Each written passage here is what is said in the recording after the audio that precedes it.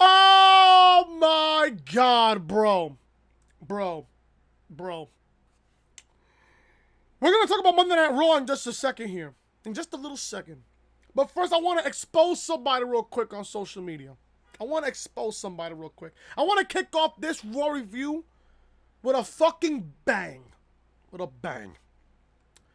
So I'm on Twitter, live tweeting about Monday Night Raw, right? Then all of a sudden, I get this person following me on Twitter. And turns out, it's a fake profile of me. Wow, I must be doing something positive in this community if I have a salty motherfucker making a fake profile picture of me on social media. The dude's probably like at least 25, 30 years old, probably can't get no pussy, probably hasn't felt a pair of tits before on social media. Yeah, he wants to make a fake profile picture of me. So this person follows me on Twitter, and this is exactly what he sends me. This Twitter account is just better than one, the number one. His name is just better than you, with his at just better than the number one. He says, at Chris from Loring, all I was literally trying to do was set the record straight. We could discuss this and leave everything in the past. But what do? You block and subtweet me. Again, I tried. Hashtag Raw. This is what he tweets. This is what he sends me in the DMs. Bro, let's let bygones be bygones. I just want to chat, set the record straight. And look at the time that he posted this. 10:56 a.m. 10:56 a.m. You want to fucking make a Twitter profile of me, yet you want to fucking talk. Do you know how stupid you look, bro? I hope you're watching this video. I'm going to keep you blocked. I'm going to keep tweeting at you. I don't give a fuck at this point. You want to call me a bully because I'm speaking the fucking truth? Suck my dick. Suck my dick. Yet you want to say, oh, let bygones be bygones. I just want to chat. Set the record straight. You want to set the record straight, but then again, you want to make a fucking fake Twitter profile of me using my fucking picture and the reality podcast layout as your fucking display picture on Twitter? You're a fucking joke.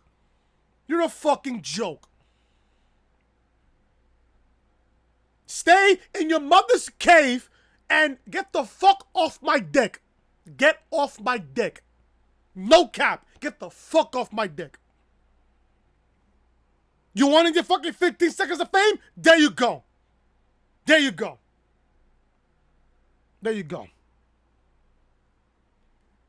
It's just people on social media want to be this fucking stupid. All I do is block and move on. My God, does the block button is the best thing ever created on social media. The block fucking button. The block button. The best button on fucking social media. No cap. Oh, and by the way, dude, if you're watching, thank you for the fucking view. I highly appreciate it. Yeah, people want to say, oh, this guy's a fucking cretin, all he says is the word cretin, casual dumb fuck, can't handle the truth, blah, blah, blah. Blow me, bro. Yeah, I get freaking tweets by people on social media that says, oh, but just because I clicked on the video, that doesn't mean it's a fucking view. Once you click on a video or you tap on your phone on a video, it counts as a view. Even if it's 1 second of you watching the video, it still counts as a fucking view. You stupid, simpleton idiot.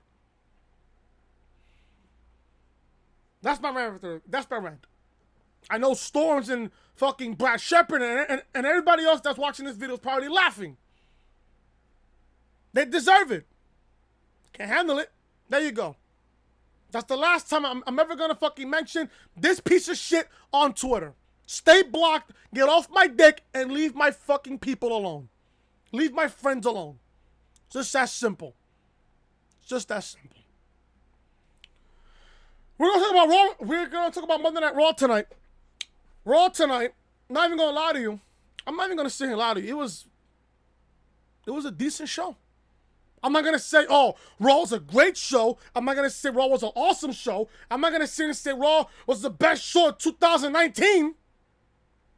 It was decent at best. It wasn't a great show. It wasn't a fantastic show. It was just decent. That's it.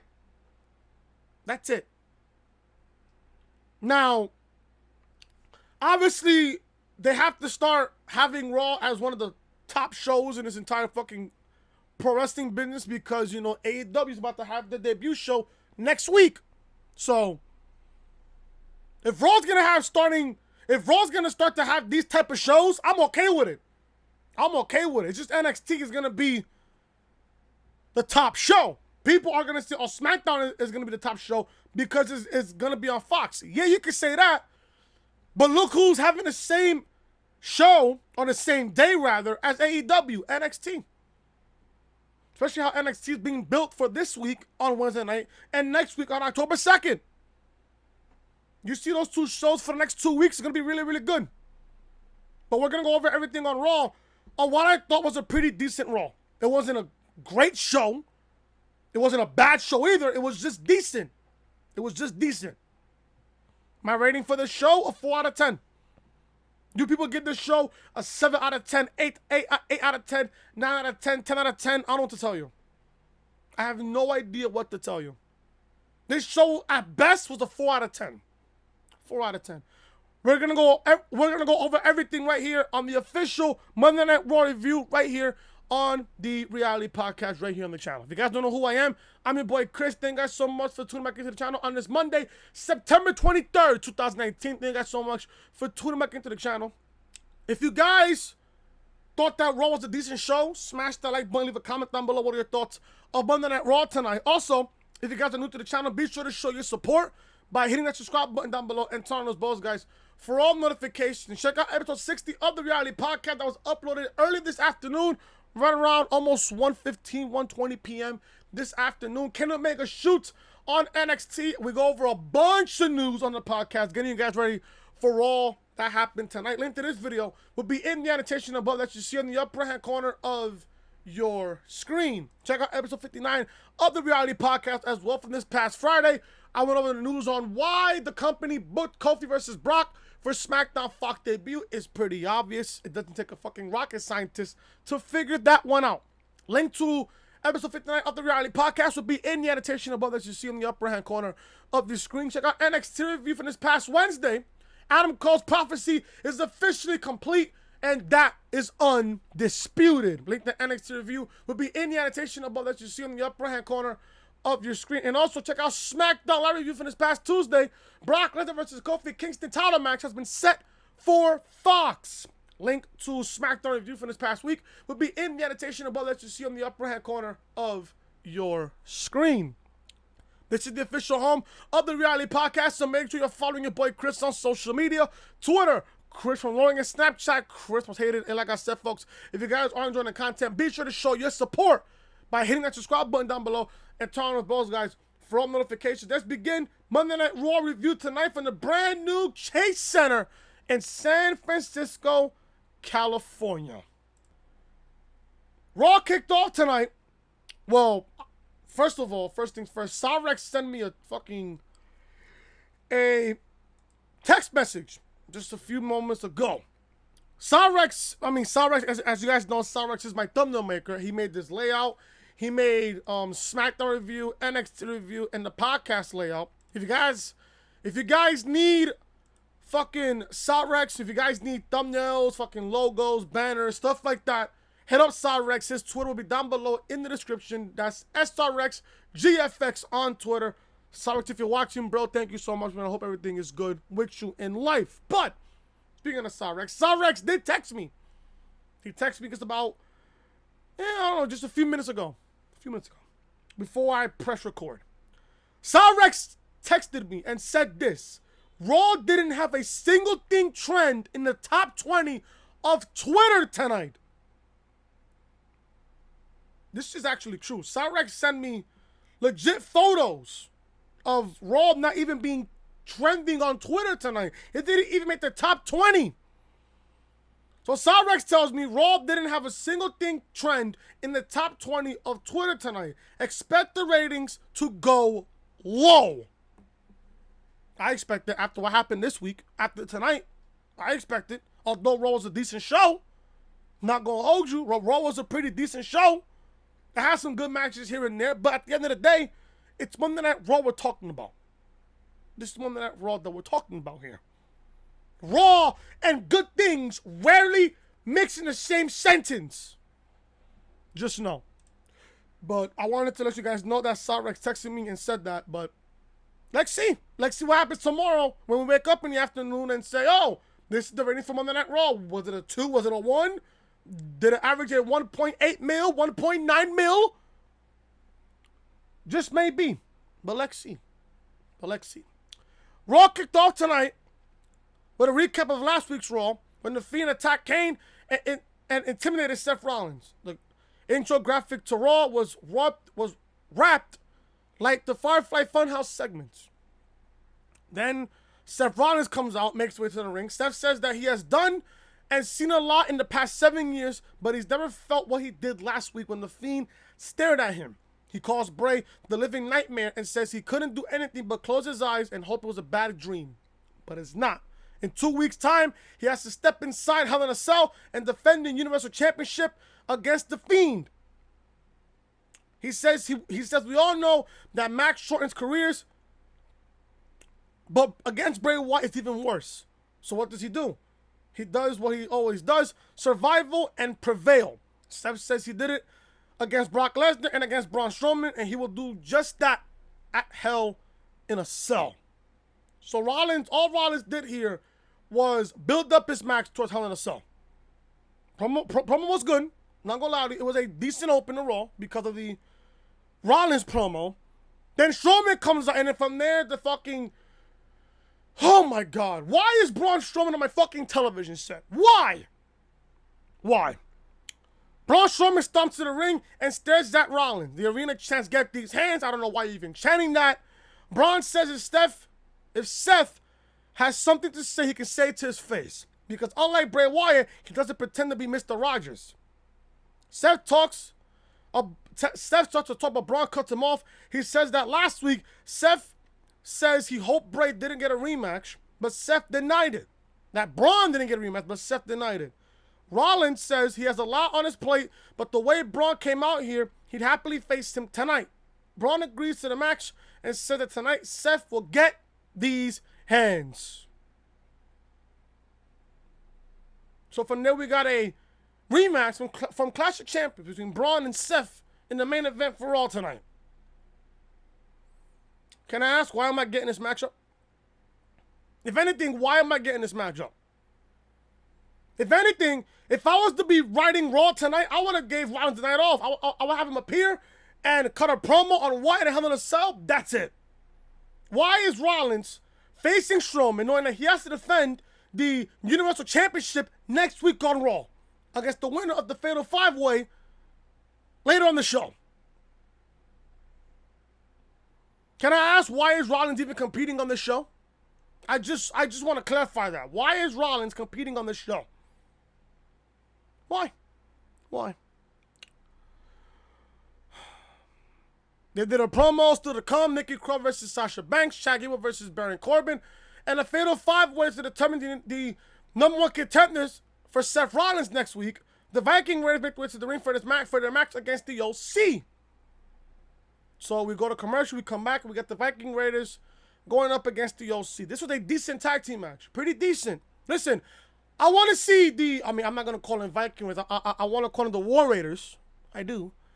The War Raiders, Hanson and Rowe, I want to see more of them on Monday Night Raw. I want to see them contend for the Raw tag team titles. I really do. Now, this match against the OC, it wasn't that bad of a match. It was really good. It was a pretty good match. They got their shit in. They got about, 10 to 12 minutes in this matchup. Pretty good match. Pretty good TV matchup. Pretty decent matchup. The Viking Raiders win. Anderson uses the distraction. Oh, and by the way, AJ Styles got ejected from the matchup, by the way. He was in ring set, but he got ejected. Referee chases, no. Referee kicks AJ out of the match. On his way up to the ramp, however, Cedric Alexander runs out and attacks AJ, chasing him to the back. So I'm sitting here and hoping we're getting Cedric versus AJ at Hell in a Cell for the U.S. title. Because I'm hearing reports that Vince wants to bury Cedric Alexander. Why would you want to bury him? Why would you want to bury him? At this point, if you're going to bury Cedric, send him to SmackDown. He doesn't deserve to get buried at all. He really doesn't. He really doesn't. So, Anderson uses the distraction to hit a spine buster. Gallows tags it and it hit Eric with a boot of doom for a near fall. They look for the Master Killer, but Eric kicks Anderson away and tags Ivar to hit Anderson with the Viking experience, or should I say, Thor's hammer. And Ivar pins him while Eric hits a suicide dive to Gallows on the outside. The Viking Raiders win, or should I say the War Raiders win over the OC. This was a pretty decent match. I want the War Raiders to go after the Raw Tag Team titles. I do.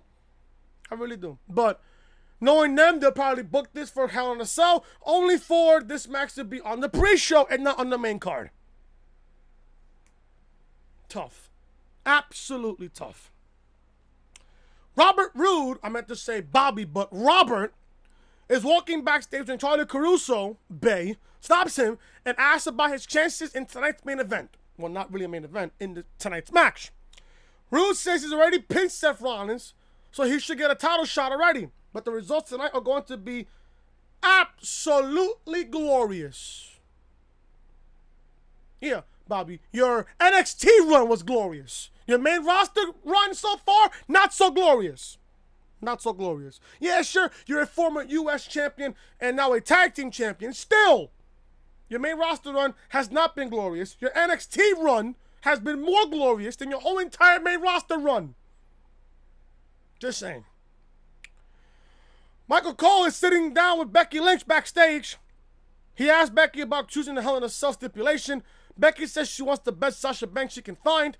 She says she left the SmackDown Women's Division better than ever before WrestleMania, but when she came to Raw, it was in tatters, following Ronda Rousey.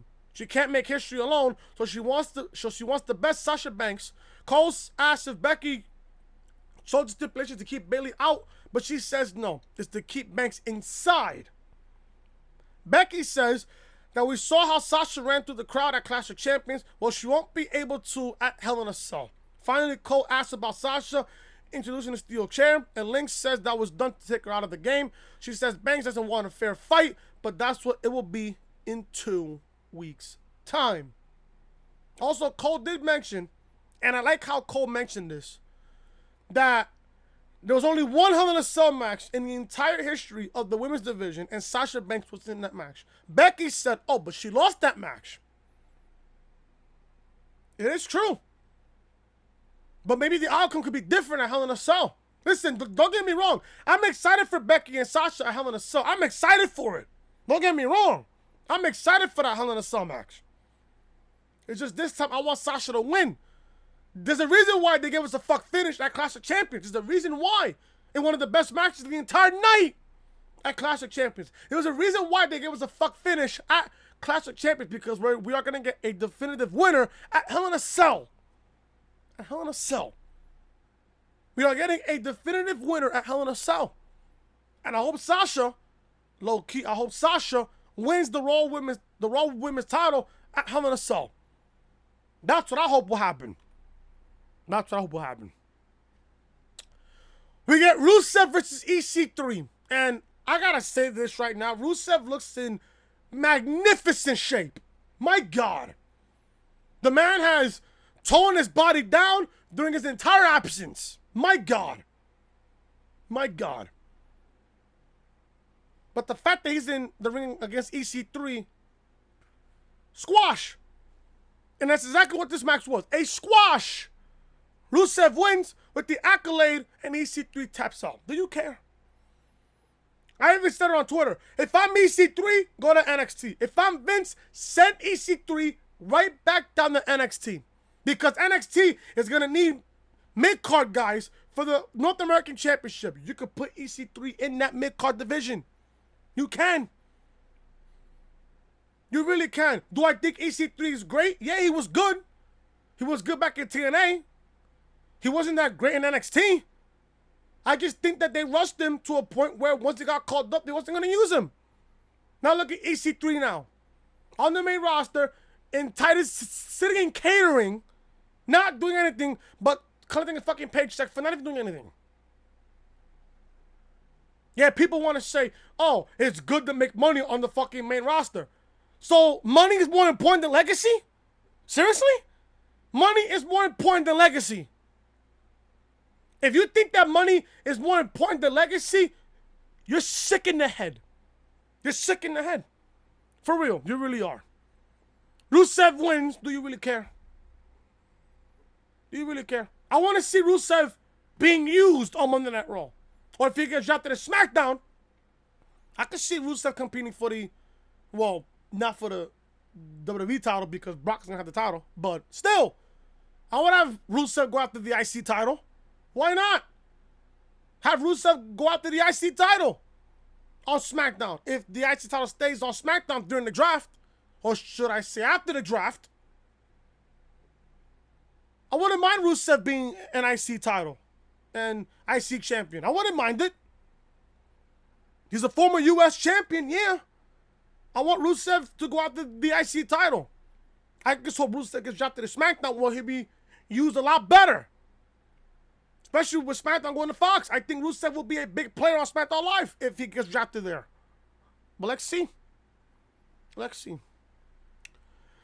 Rey Mysterio cuts a promo backstage and says he was experiencing a series of doubt, but thankful he didn't retire. And tonight he gets an opportunity to face Seth Rollins for the Universal Championship. He says he knows his son Dominic is watching, and tonight's match is dedicated to him.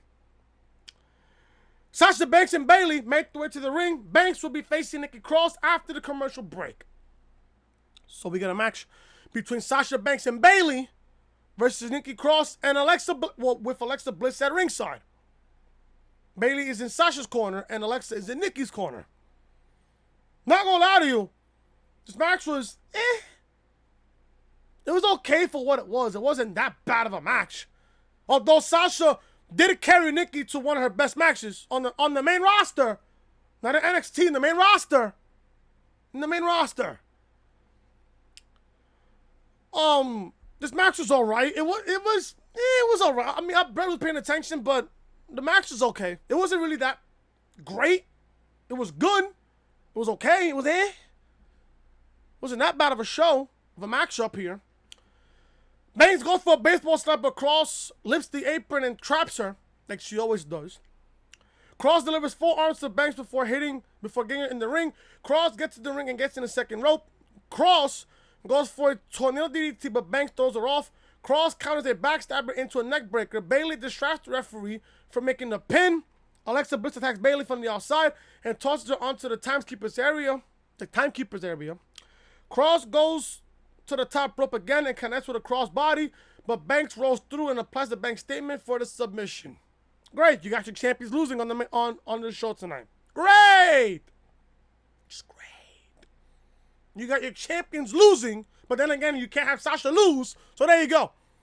You can't have Sasha lose going into Hell in a Cell. You just can't have Sasha lose. You just can't. Sasha Banks wins as soon as the match ends. Sasha puts Bliss into the ring and gets her in the Bank statement as well. She releases and kicks Alexa from the ring. So there you go from there. Next week, we got confirmation next week that we're getting Sasha versus Alexa next week on the season premiere of Monday Night Raw. Speaking of that, we'll go over that in just a second here. We'll go over that in just a second. In just a second. The OC is arguing backstage. AJ asks when people like Cedric Alexander are going to learn they're not on his level.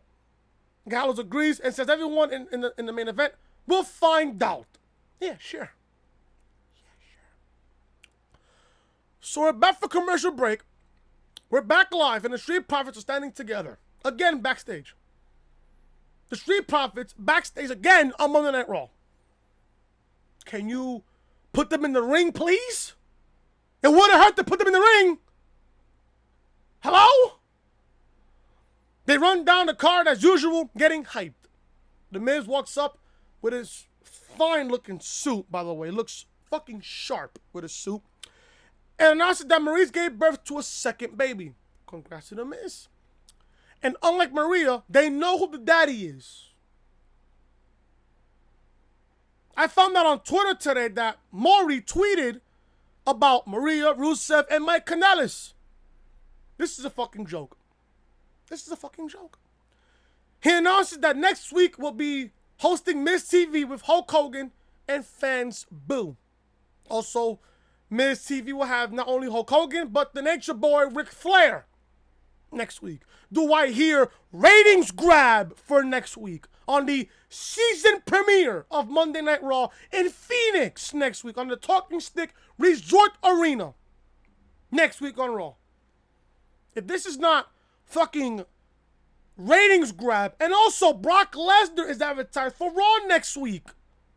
Really now? I wonder why. So next week, we're getting Brock Lesnar to appear Raw next week. We have The Miz TV next week, even though The Miz is a SmackDown superstar.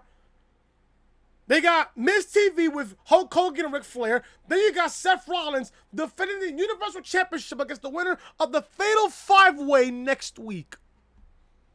Do I hear AEW effect, folks? Because guess what's happening next week on October 2nd? AEW Dynamite on TNT next week. That's why they're loading up Raw next week. That's why. AEW effect, folks. Get used to it, folks. Get used to it. From this point on, get used to it. Get used to it.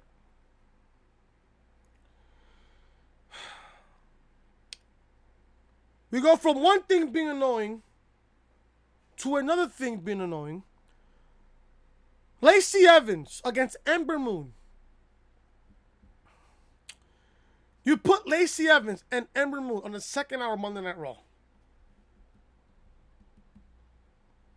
Didn't watch this match. Did not care whatsoever. Lacey Evans wins with a sharp shooter on fucking Ember Moon.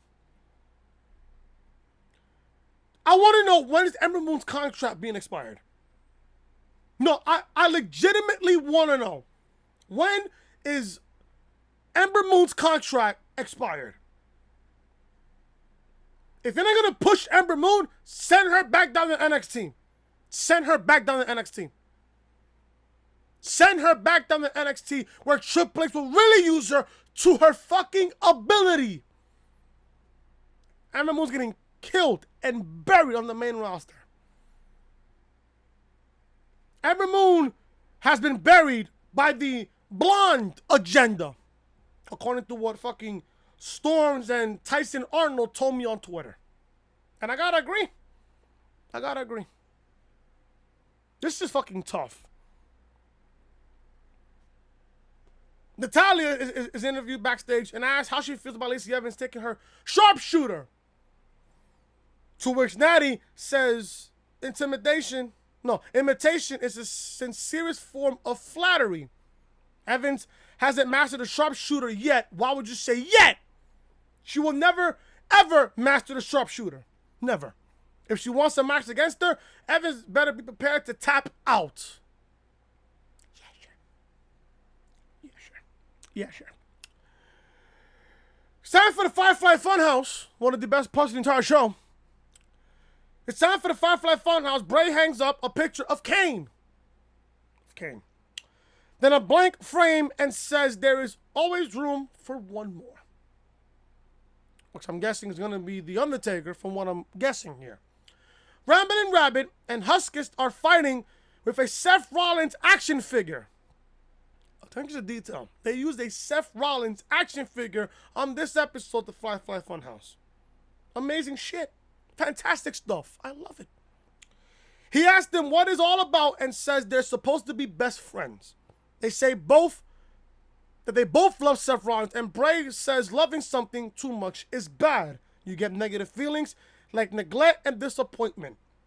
He knows what it's like to be abandoned by those you love the most. Ramen Rabbit says they don't want the Fiend to hurt Seth Rollins, and Bray says he might protect Seth.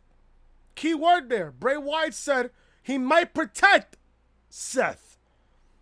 He says the Fiend doesn't like to share, but maybe they can. He then rips the Rollins figure in half and says sharing is caring.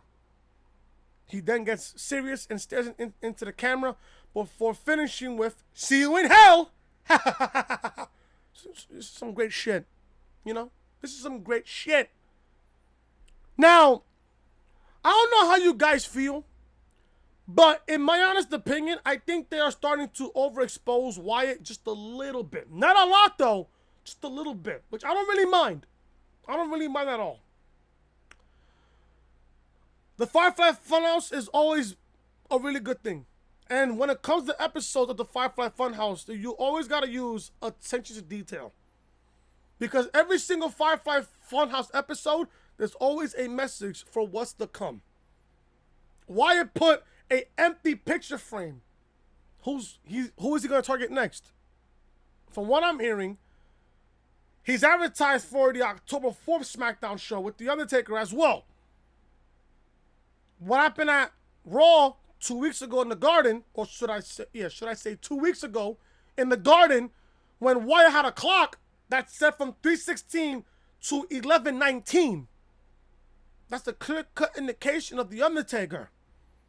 Maybe Wyatt and Taker's gonna have a match at Survivor Series. Maybe Wyatt attacks Taker on the October 4th episode of SmackDown Live on Fox.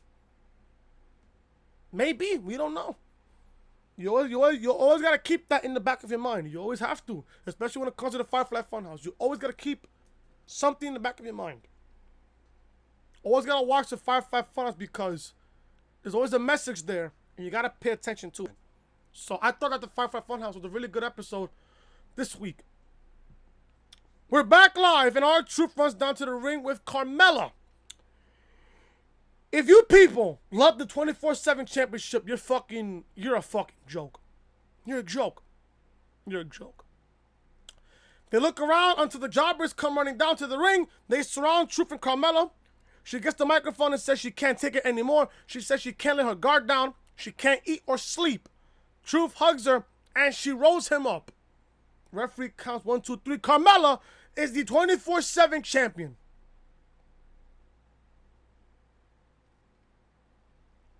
Carmella celebrates with the title and Truth looks at her, then lifts her hand up and cheers. A bunch of female jobbers come running down and Truth runs away with Carmella. Oh my God. You know what's so fitting about the 24/7 championship? When R-Truth won it, they had the male jobbers run after him. Now you got Carmella winning. You got all the female jobbers go after her. Sad. Very fucking sad. Who wrote this shit? According to fucking Wesley, who writes this crap? Who writes this garbage? Bro, I don't know. I don't know. Sasha Banks and Bayley are standing backstage talking about the match earlier. Banks says Becky Lynch keeps rambling on about her, but all she cares about is winning back her title. After Hell in a Cell, she's going to be the last woman left standing. Let's see about that. Miss Banks on Sunday. Let's see about that. King Corbin makes his way to the ring and looks arrogant as he poses. And I'm not going to lie to you. King Corbin has a nice ring to it. King Corbin has a very nice ring to it. Yet at the same time, with the new crown, the new robe, the scepter, looks very good on Corbin. Looks very, very good on Corbin. We got a match between Chad Gable versus King Corbin. This match was great. Was this match better than their King of the Ring final a few, last week? No. No. It wasn't better than what they did last week. No. No. It wasn't better. But it was great. It was a great matchup, though. It's a great matchup. There was some points in this show where the crowd was absolutely dead. I was literally falling asleep by 9 p.m.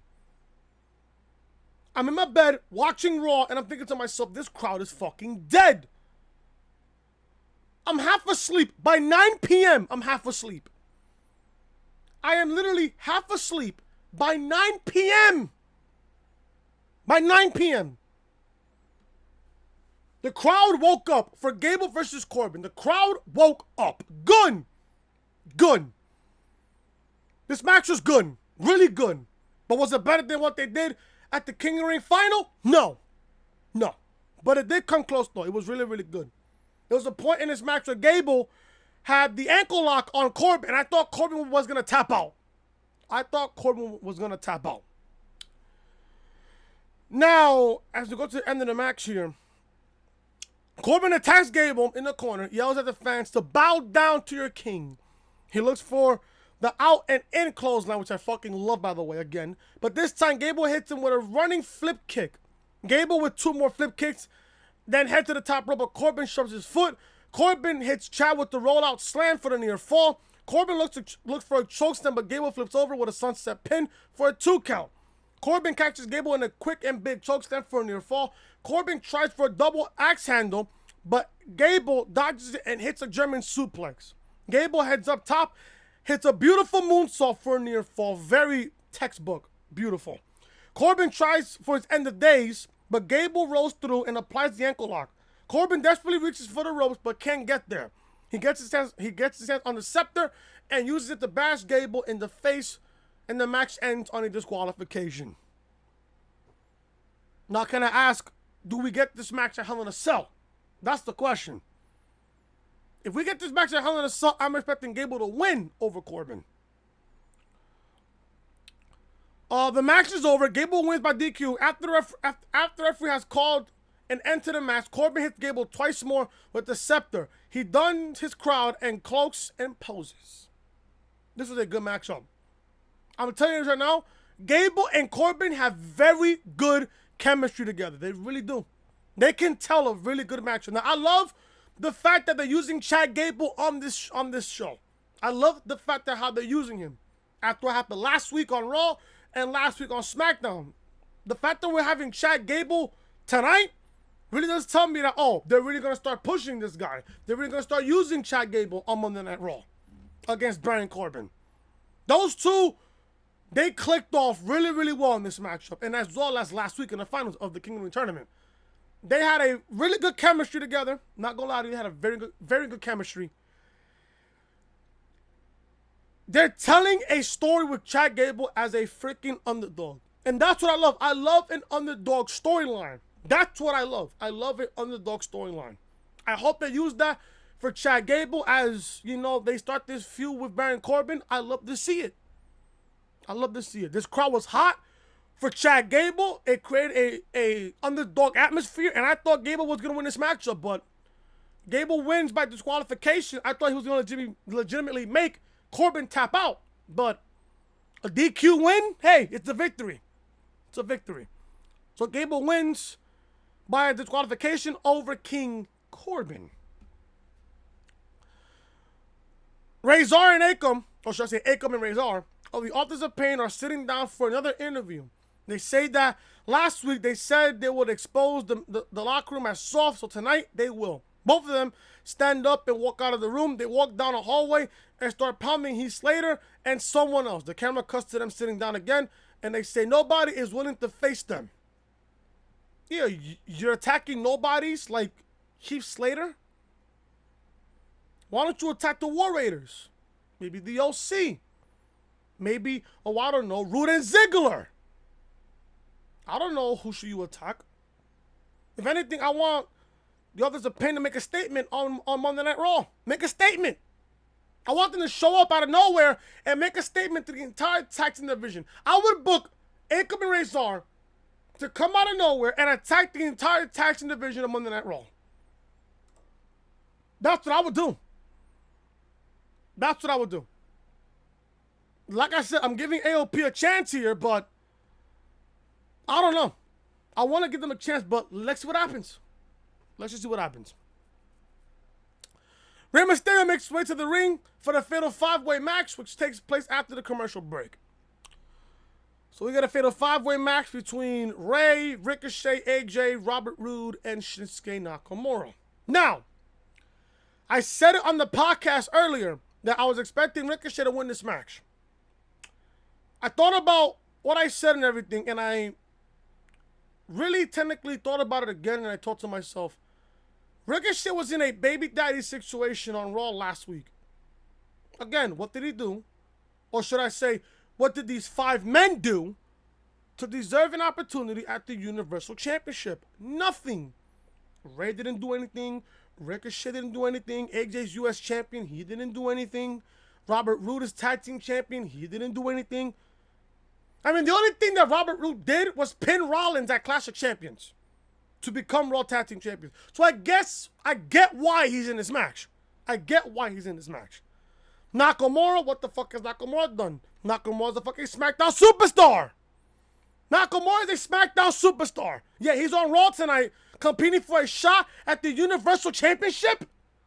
If anything, Nakamura should have been the first guy eliminated because the fact that he's on SmackDown competing for a Raw title. And on top of that, Nakamura is holding SmackDown's mid-card title. Why are you on Monday Night Raw competing for the Universal Championship opportunity for next week? AJ's US champion. Why is he in this matchup? Yeah, sure, he got 2 victories over Cedric Alexander, but still, you're US champion. You're holding Raw's mid-card title. Why are you in this match? Robert Roode's Raw Tag Team Champion. He has one legitimate reason why to be in this matchup. It's because he pinned Rollins to win the Raw Tag Team titles. So I get why he's in this matchup. Ricochet, what has he done? What has he done? He was in a fucking baby daddy situation on Raw last week. So Ricochet hasn't done anything. What has Ray done? Well, a few wins here over Cesaro and everybody else. He gets a shot. I don't mind Ray. I don't mind Ray. If anything, instead of Ricochet being eliminated, Nakamura should have been the first one gone. Because the fact that he's a SmackDown superstar. So I don't get why they had Ricochet out first. You should have put Nakamura first to be eliminated. So Ricochet hits Roode with a recoil, but then Nakamura runs and hits King Sasha for the first pinfall. So Nakamura eliminates Ricochet. So Ricochet is gone. Styles prevents Mysterio from doing the senton by dropping him on the apron. Styles then hits Nakamura with a phenomenal forearm for the pinfall. So Styles eliminates Nakamura. As soon as AJ scores the pinfall over Nakamura, Roode lifts AJ, hits the Glorious DDT for the 1, 2, 3. AJ gets eliminated. So we're down to Roode and Mysterio. So I'm here thinking, oh, Roode's going to probably win this matchup. Rollins, if you want Rollins to defend the title next week, it has to be against the heel in Robert Roode. Roode's the heel. Roode's the heel. So we're down to Roode and Mysterio. Roode drives into the ring and readies for a Glorious DDT, but Mysterio reverses into a roll-up for 2. Ray then hits Roode with a Hurricane Rana onto the ropes. He runs for the 619 and gets caught with a 619 for near fall. Mysterio looks for a seated senton, but Roode reverses. Roode looks for the Glorious DDT again, but gets knocked down into the middle rope. Ray hits the 619, followed by a springboard splash for the win. Mysterio has won an opportunity to face Seth Rollins next week for the Universal Championship next week on Raw. On the season premiere of Monday Night Raw. Next week. This, I'm not gonna lie to you, this Fatal 5-Way match was the match of the night for me. Just did a really good job. Everyone got their shit in. At the end of the day, Ray wins. I was thinking Roode was gonna win. They should have went with Roode. In my honest opinion, now people are gonna tell me, oh Chris, why you want Robert Roode to win against Seth Rollins next week for the Universal title? Simple. Because Roode pinned Rollins at Clash of Champions. So therefore, why does Roode even have to compete to gain an opportunity? He beat Rollins to win the Raw Tag Team titles. He didn't pin Strowman. He pinned Rollins. So by default, Roode should be even winning this matchup. Roode should have won this match and got to face Rollins next week. But you're giving us Ray. So I know why we're getting Ray versus Rollins. It's the AEW effect. Ray wants to be happy. I think Ray so far is not happy the way he's being booked on the main roster so far. I think Ray signed a 2-year deal with the company, and if he doesn't like it after 18 months, he can leave after 18 months. Ray signed a 2-year deal. He can opt out after 18 months. He can opt out of his contract. I get why we're getting Ray versus Rollins next week. It's because of the AEW effect. Ray's not happy the way he's being booked. So guess what? They made him happy. They got him to go after the Universal title. There you go. There you go. So Ray wins. This was low-key the match of the night for me. A really good job of all 5 men. Ray wins. He'll face Rollins next week on Raw on the season premiere for the Universal Championship on Raw next week. Seth is shown backstage, and Charlie Caruso, again, Bay, asks him for his reaction to Ray winning the Fatal 5-Way match. Rollins says congrats to Ray, and he can't wait for that dream match. But win, lose, or draw against Ray, he'll have to face Bray Wyatt inside Hell in a Cell. He says he isn't looking past Ray or past Braun tonight, but he isn't thrilled. Regardless, he's going to do what a champ does, prevail and burn it down. So we get to the main event of Raw tonight.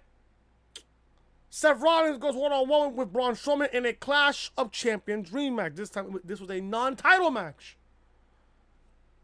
Still, I've asked myself in the beginning of the show, and I'm asking myself now in the main event of Raw tonight. What the fuck? Why the fuck is Seth Rollins competing in this show tonight? You want to keep him fresh for next week. You want to keep him 100% going in the next week. Why is Seth competing on the show tonight against Braun Strowman in a man that we don't even give a fuck about in Braun Strowman? Can somebody just clarify me that question, please?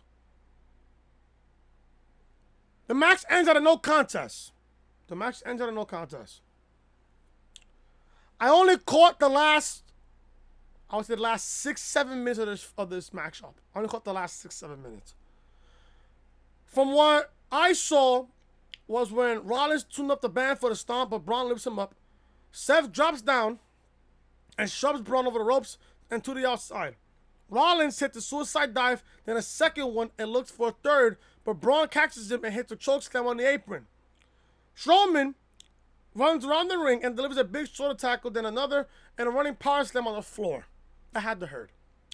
Strowman brings Seth into the ring and puts him on his shoulder and readies himself for the running power slam, but the lights go out and start to dim, and the music starts to play. The Fiend attacks Braun Strowman down and out. The match was ruled a no contest. Rollins crawls into the corner and wants nothing to do with the Fiend. Rollins makes some noises as he's petrified.